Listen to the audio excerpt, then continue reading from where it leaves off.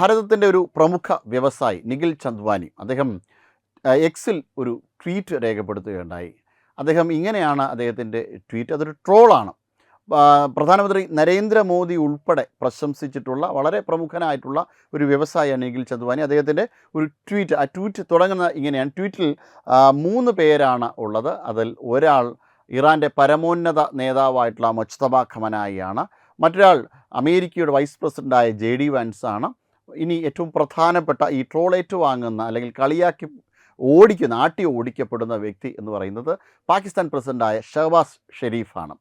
അപ്പോൾ ആദ്യം JD vans, അമേരിക്കയുടെ വൈസ് പ്രസിഡൻ്റായ JD വാൻസ് മുജ്തബ ഖമനായിയോട് പറയുന്നുണ്ട്, നിങ്ങൾ ഒരു കാര്യം ചെയ്യൂ, ഹോർമൂസിൽ എല്ലാ പ്രശ്നങ്ങളെല്ലാം മാറ്റിത്തരാം, നിങ്ങളുടെ പക്കലുള്ള യുറേനിയം ഞങ്ങൾക്ക് തരൂ എന്ന് JD വാൻസ് പറയുകയാണ്.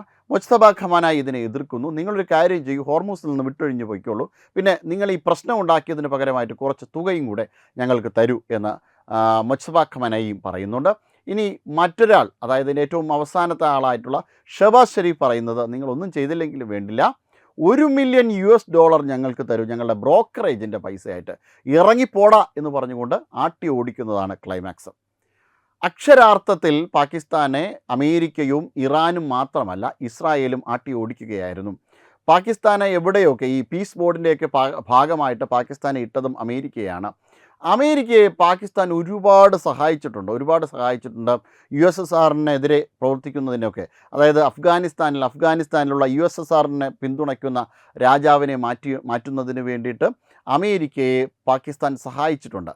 അങ്ങനെ പാകിസ്ഥാൻ സഹായിച്ചതിൻ്റെ ഭാഗമായിട്ടാണ് അവിടെ ഒരു ഭീകരവാദ സംഘടന ഉണ്ടാകുന്നത്, അൽ ഖ്വയ്ദ. പിന്നീട് 2000-ലൊക്കെ ഇതേ അമേരിക്ക അവരുടെ വേൾഡ് ട്രേഡ് സെൻറ്റർ ആക്രമണത്തെ തുടർന്ന് അഫ്ഗാനിസ്ഥാൻ്റെ താലിബാനെതിരെ നീക്കം നടത്തിയപ്പോൾ അപ്പോഴും പാകിസ്ഥാൻ്റെ ശക്തമായ പിന്തുണയുണ്ടായിരുന്നു. പക്ഷേ ഈ പാകിസ്ഥാനെ ഒരു ടോയ്ലറ്റ് പേപ്പർ പോലെ വലിച്ചെറിയുകയായിരുന്നു അമേരിക്ക.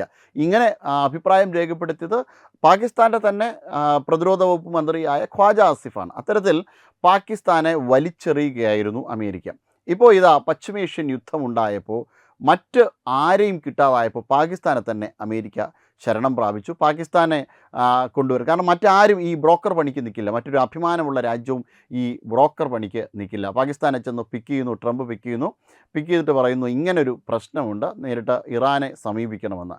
പക്ഷേ അപ്പോഴും ആ ഒരു കാര്യത്തിന് പോലും അമേരിക്കയുടെ ഇൻ്റലിജൻസ് ഇതിന് പിന്തുണയ്ക്കുന്നില്ല എന്നുള്ളതാണ്. ട്രംപിൻ്റെ ഇഷ്ടപ്രകാരമാണ് ഈ പരിപാടി ചെയ്തത്.